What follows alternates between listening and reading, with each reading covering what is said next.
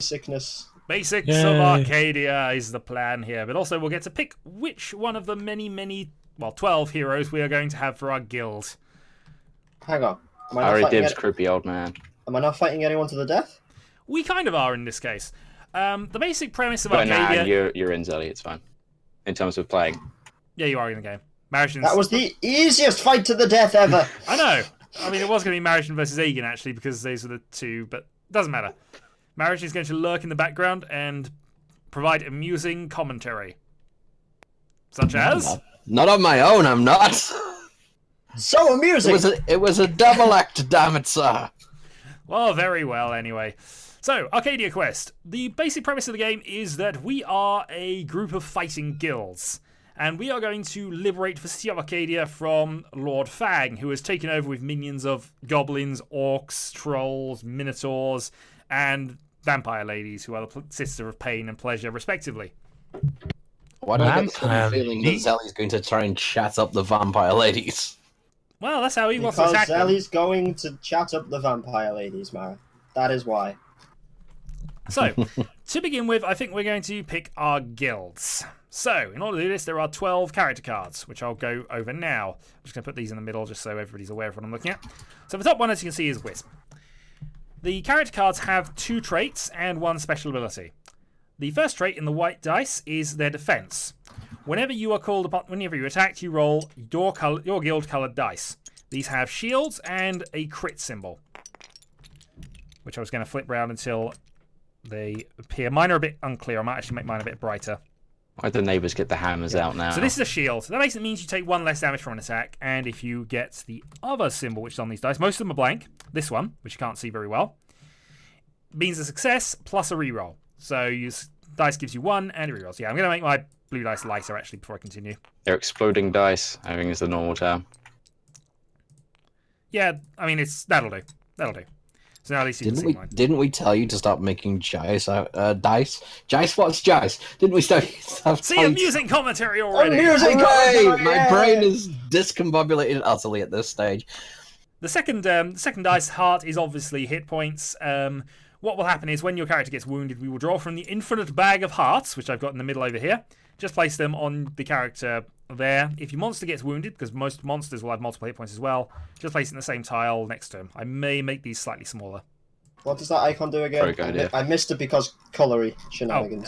Because colory shenanigans. Basically, most of the character tiles will have a shield and a heart. Heart is number of hit points. Shields is number of defense dice they roll when attacked.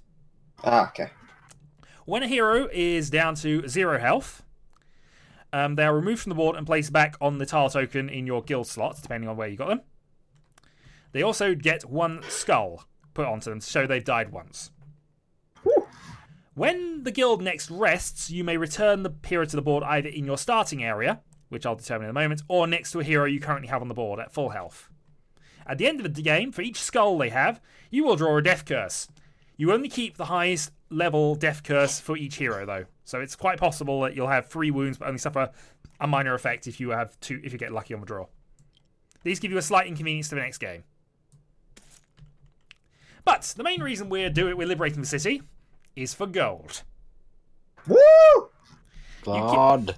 Everybody loves Glod. You get gold for whenever you kill a minion. You can grab gold that heroes are carrying by killing them, which is part of the PvP aspects of this. You get gold for being the first player to complete any of the missions, which are listed at the top between me and Marisian. Oh god, these are horrible scanned ones. I know, they're horrible scanned, apologies. But these missions are always follow the same format. There's always the PvP, so kill a member of another guild. And there's usually 1 mission which gives a reward. In this case, the Find the Lost Weapons gives you the Skullcrackers. Oh, I thought they said the love weapons. There, indeed. The love weapons. Go and grab them. And finally, there's the kill 3 monsters. Usually 1 will give a title, which will give you a bonus in a future mission, and 1 will give you a reward, which gives you a physical weapon or artifact of some kind to make your guild stronger. The first player to complete a guild gets a bonus gold for it, but any player who completes it will get a gold as well. Gold is important because you need to buy upgrades, which will happen at the end of each level, depending on the level of the mission. These are level 1, so we'll draw level 1 cards and sort that out later. By completing a guild, we just get 3 heroes, right? Yep, but that's what we're going to do momentarily because the rest else will be faster to explain once we've done this.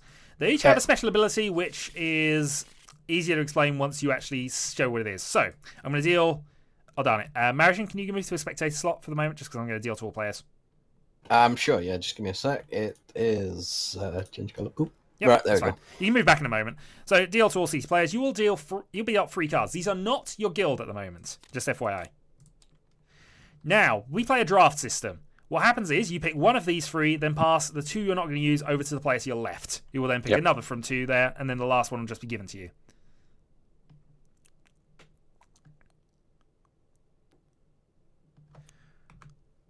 So this first one is going to be the guild leader and go into position 1.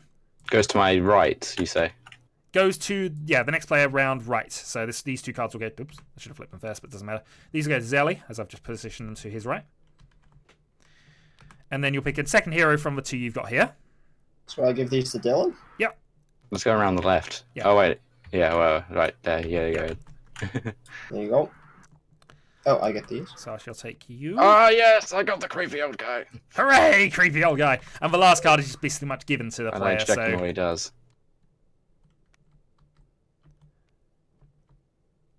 Something's gone wrong with the draft here. Zelly should not have 3 cards in his hand. Well, I don't think he's picked one from the last round. He didn't put this card down on the left-hand side of what he's got. Okay, that's fine. Oh, okay. Yeah, so, it was just so it's clear that... So I give 2 to my right, then put 1 on the left, right? Here, put it here. Okay. Yeah, that just represents the hero you've picked. Then you pick 1 from those 2 cards first, and then you get given this last one. Okay. So 1 from those last 2. Hand the last card to Dylan. Oh, these are both good. I'm gonna have to go with Marijan. Oh, I'm in the notes. Get off the notes. Ah. Yes, you want to turn edit note off if it's not already off, just for convenience's sake. Last card gets to Dylan. That's basically the last one is determined for you. You have no choice in it. Yeah. It's just whoever's got left. So, my guild, the Guild of Counted Shadows, is Maya, who is upside down. They're all going to be upside down, actually. Yeah, they are. Johan. Johan. Not Johan. Johan the traitor. I have Johan the traitor, but my guild is led by Maya. Maya's ability is that she can exhaust magic cards twice. I'll explain that in the next step. Johan can use sword attacks as ranged attacks instead of melee. And Grom rolls extra dice while he's wounded. Yeah. So to Zelly, let's see what's your guild and what's your name. My guild name? Yeah, go for a guild name. And is it not just the Fox Guild, or do I make up a... Well, I made up the Guild of Counted Shadows for mine, but sure, you can call your guild whatever you want. The Guild of... Best name ever! That's led by Scarlet. Yeah. She's not very good at names. Guild of the Half-Brick. Guild of the Half-Brick. Oh, no. Okay, I like that. So you roll an extra attack die when attacking a flanked opponent. Essentially, a flanked opponent is anyone who has... Oh, I'll move this heart symbol away. Similar to D&D style flanking, except that it's not necessarily up both sides. If it has 2 targets who can attack it, i.e. 1 position there and 1 position there, counts as flanking disorder order. Okay. So you roll an extra dice on flanking. Next up, your second hero is... Spike! So whenever he's on the defensive and rolls these dice, the red ones, and rolls the crit symbol, he does damage to whoever's attacking him. Oh. And then... Zazu! Who does not exhaust attack cards when attacking with a flanked target. Again, I'll go for exhaustion in a little bit, but basically he can continue to attack as long as he's flanking an opponent in the way I showed earlier. Dylan, your guild is named and led by... It is the Guild of Collapsing Shelves, led by Greensleeves. Okay. Ooh. Who, when I roll a crit when using a bow, I get an additional damage. And it's got Hobbsborn, the creepy old dude. If he uses a magic attack card and does not perform his movement, you may activate another ally in line of sight. Basically, he can make a standard attack Extra and then turn, move on with another person in his guild. Yeah.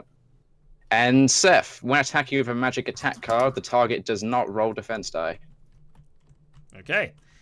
So, Egan, your guild name and who's leading it? This is the Royal Guild of Putting Things on Top of Other Things. Best guild. And it's led by Diva. Diva has no special ability, but she has 4 defense dice and 4 hit points. She's quite tough. Yep. And the next one is Kanga. May take a wound instead of exhausting a card. So basically, I'll explain that in a moment. But the half brick haberdashers. And finally, Yes. this will be my favourite card, actually, because I haven't seen it yet. Let's go on. Wisp, who is probably my favourite one. When moving, does not trigger guard reaction. Yeah, I Right. passed him along. So I'm going to explain exhaustion first by showing you that you should have a stack of 5 cards near your guild. Yep. Which are about like They're this. starting items. These are starting item cards. Now, each of your heroes effectively can have whatever weapons or armor you have available. Each person starts with the same stack of 5 cards and can assign them among their heroes as their personal attacks. So obviously some people have benefits and bonuses to using certain types of attacks.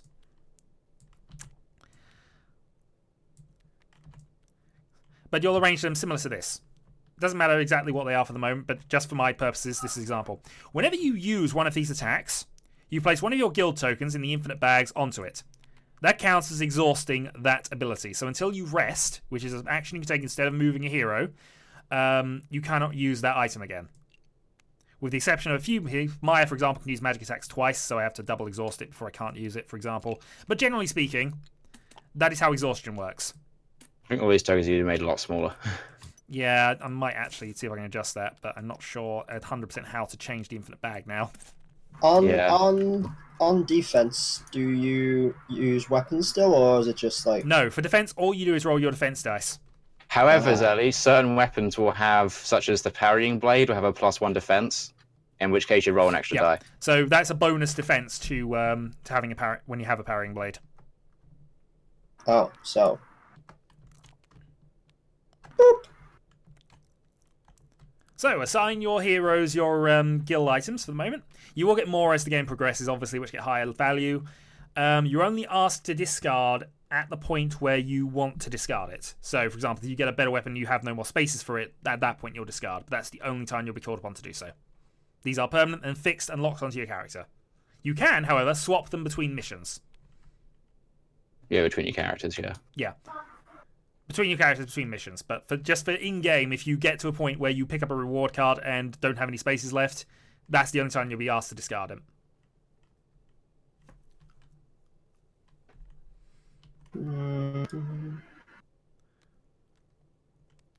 Okay. Next step, if you can find your heroes and put them in front of you and tint them slightly to your colours. Just so it's slightly easier on the map to see who's is who. Okay. And Grom. Did Zelly get all the pure cleavage like he wanted? No, I was very disappointed. Shadow took one and I took one. It does work. I thought for a moment it wasn't going to, but it's just because it's a bit shiny. That's good enough.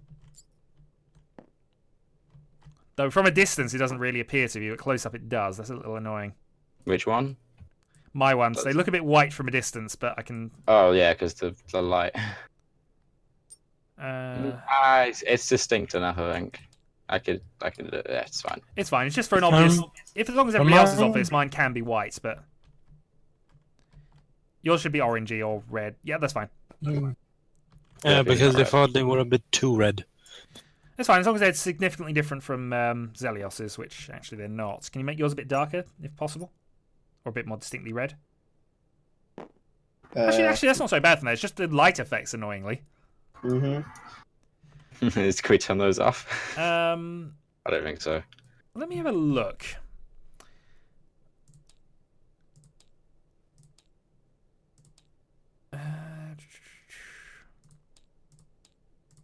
Graphics. Nope. I'm looking, but I don't think so. I might have to change my configuration, turn the UI things back on, because I might be able to change things in the host menus for this. I'll go a bit more yellow then. That's just permissions, which are generally all on. Yeah, that works fine, I can.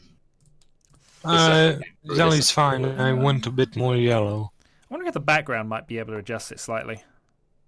Also, we should definitely change the table next time. Yeah, okay, so this is better. So much nicer. Oh, yeah, that's nice. in Regal it's a bit clearer, so... Okay, I'll change the backgrounds on the other games when I get around to that page. But hey, we've now moved indoors. Perfect place for a tabletop.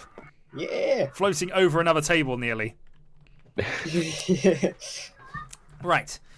Starting positions. This is determined by basically not a lot. In certain missions, there will be sort of locked positions for guilds, but none of them, only one mission that I've programmed in will have this problem.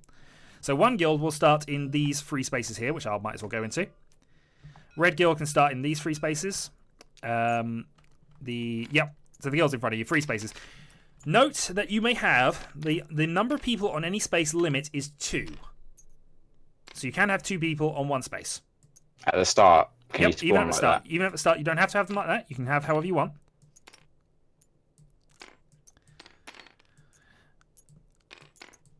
But for general purposes, if you have any space has 2 people on it, that space is blocked. You may not end your turn on it at any circumstances. However, if one of the 2 tiles, for example, I'm just going to borrow Zazu.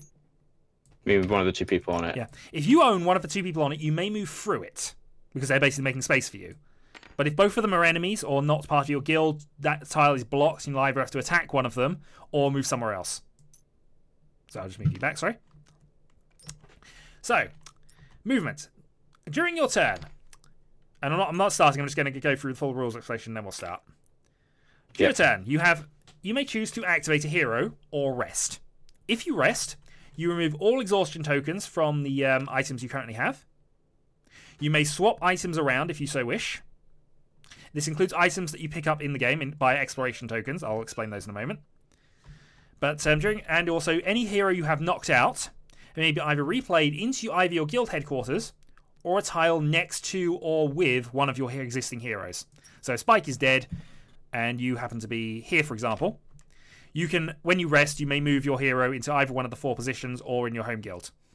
Oh, okay. Sorry, I'm moving your stuff around for the moment, just for explanations. That's cool. Right. So, movement.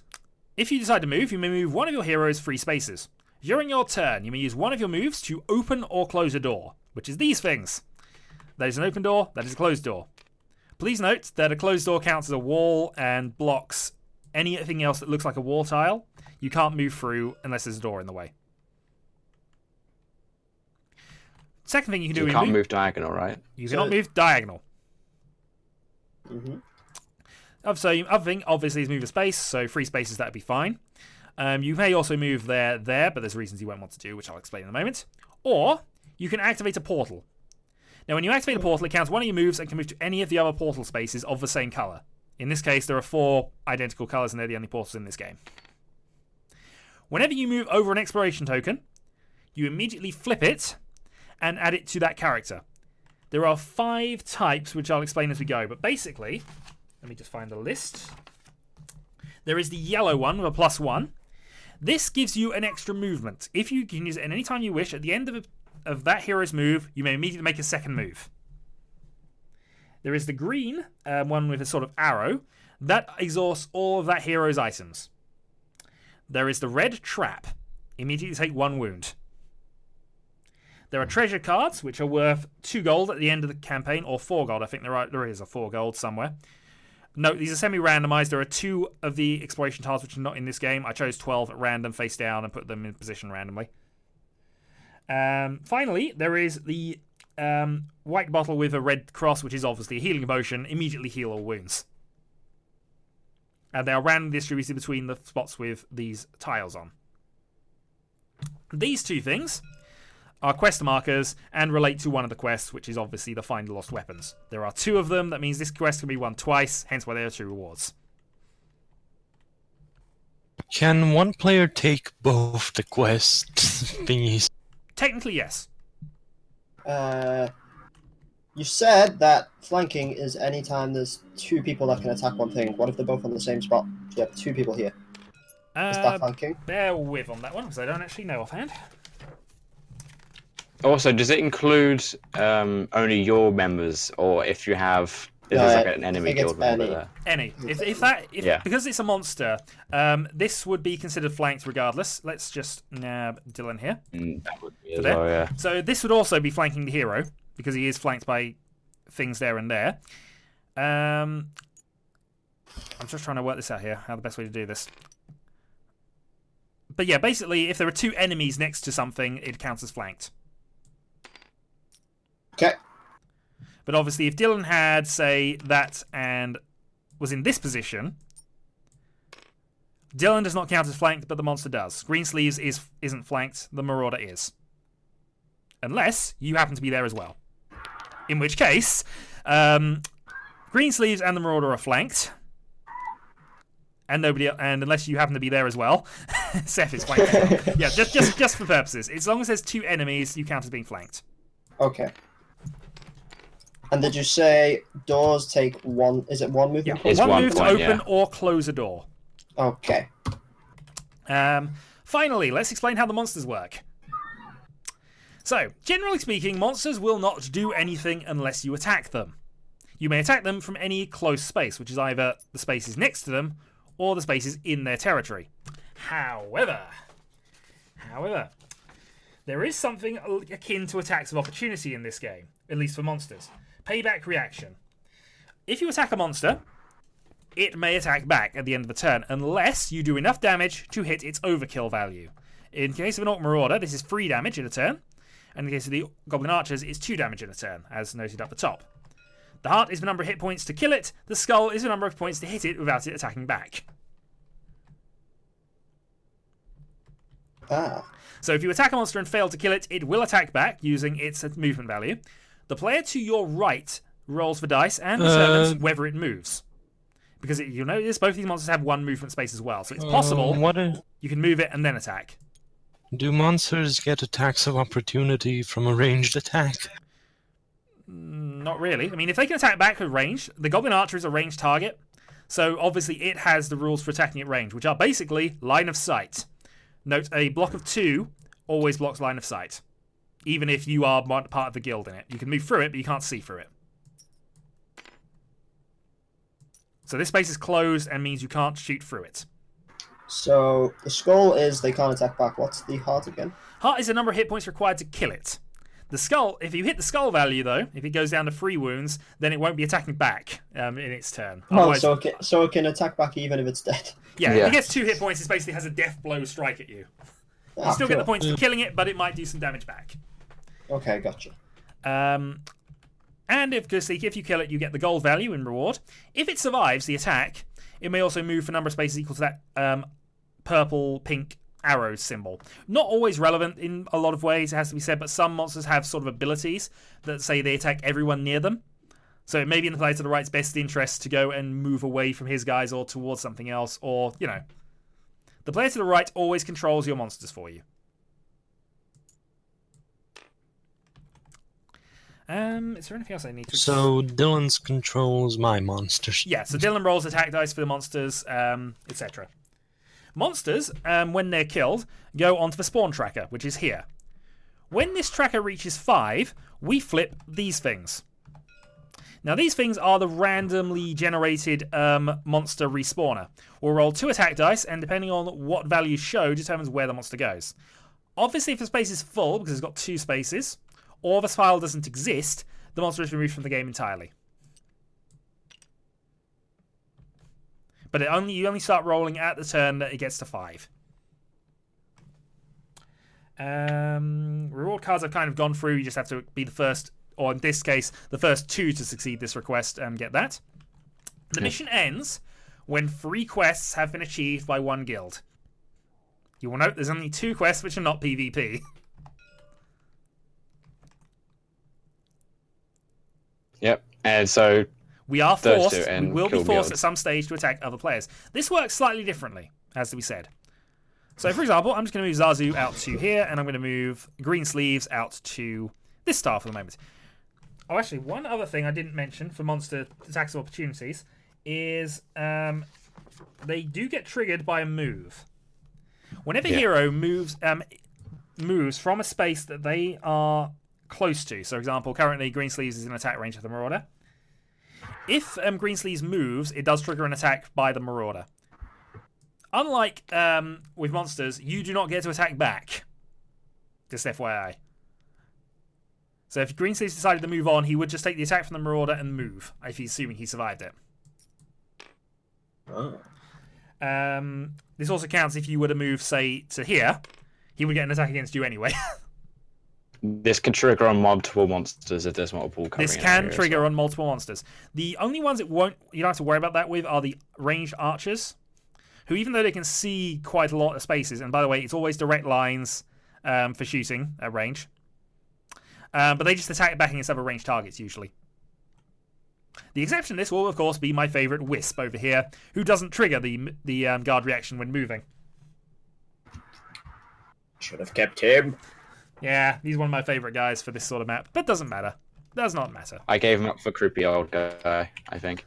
Right, at the end of the mission, when one guild has received 3, Oh no, it was Seth. we will the player will dealt a death card for each skull they've accumulated on each hero. You will take the highest value death card that is there, and that will remain until the next game. By the way, you've got export bags. What I'll basically do is you put all your stuff from your guild into an export bag. I'll copy it into the next scenario. Done. After the death cards have been dealt, we will then get the level 1 reward cards. You can spend, basically, we over keys 6 cards are dealt out. So, yep, each of us will have 6. We then pass 2 to the left. And then we buy, using whatever gold we've accumulated in game, upgrades. Are there any further questions?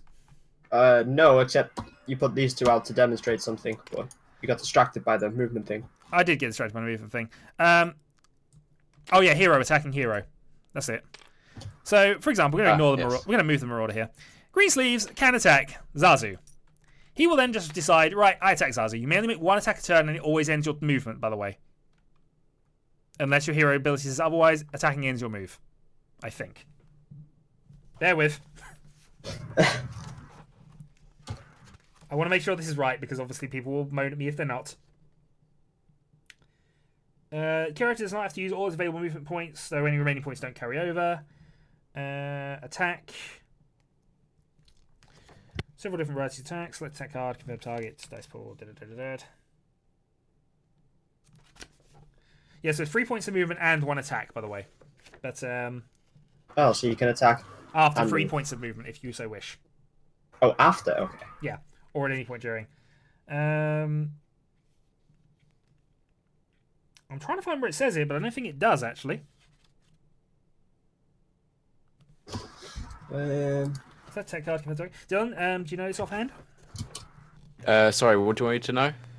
Whether attacking ends your movement. Yeah, it does. It does. Yeah, I'm almost certain it does. Okay, we'll use that as the rule then, and if somebody tells us differently, You we'll change can, it. however, attack and then move. Oh, so that's what I meant, Dylan. That was I was kind of looking up. Oh no, sorry, yeah, you can attack and move, but you can't move, attack, then move again. Okay, that's fine. So you can attack and then move, or you can move then attack. So Greensleeves, in this case, can decide to shoot Zazu. When he does so, he nabs the black attack dice and attacks using one of his weapons, puts a token on it. If he's shooting range stuff, which I assume he does. So make your roll, Dylan. Ooh, okay, so it would be just 2 dice. 2 dice on the attack. So Dylan has rolled 1 and a crit. Now, first off, the crit means he immediately gets a reroll and also does a 1 additional point of damage. So he has done 3 ranged damage to Zazu. Zazu now rolls defense dice equal to his current value. Whoa. So you would now roll 2 defense dice. These are defense dice, right? Yep, those are your defense dice, the ones that are coloured for you. Okay. Oh, very bouncy. So you've defended 1 of the 3 points of damage, which means you grab 2 heart tokens and put them both on Zazu. He is doubly wounded. No. You do not get to attack back, even if you have a ranged attack on this one. Heroes don't fight back. Heroes against do other not heroes, fight back unless they have an ability which says otherwise. For example, Spikes does kind of have that ability, but that would be a wound. If later on in the game, then Seth decided to come along and stab you at close range, the same thing applies. You do not get an immediate attack back. But also, he doesn't get to attack if you move through him. Ah. He can So we don't trigger. We don't trigger like monsters do. We can move through other people, because technically we're on the same side here. We're trying to liberate the city. But we're trying to get paid for it. So that's basically how attacks and whatever else works. I'm sure I've missed some things, but we'll work that out in-game if we need to. Yeah. So that's the rules explanation video. If it's all wrong, let me know. We're going to do mission 1 now.